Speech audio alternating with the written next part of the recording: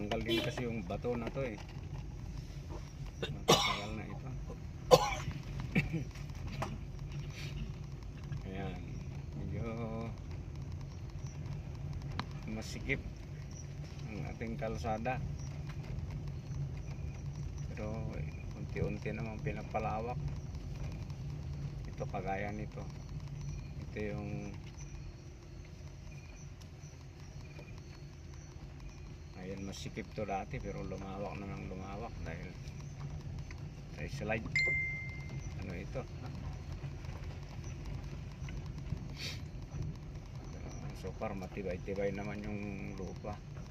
Kasi yung bandang kanan natin sa taas na slide na to nung araw. Ayan, so nakita nyo naman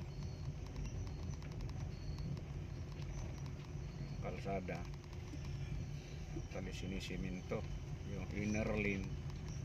Ayan, naayos na. So sa outer tayo dumadaan, pero talagang masikip din. Parang nasa NCR ka din ito na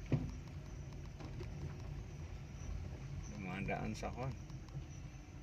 May pinapasyutan ka. Driving course. Pinatong yung semento dyan. Baka mahulog yan dahil sa bigat. Di ba nila naisip yun? Ang daming pagpatungan. Ayan, so pinakita ko lang naman yung under construction ito. So far tapos na, mga pinapatayo na lang.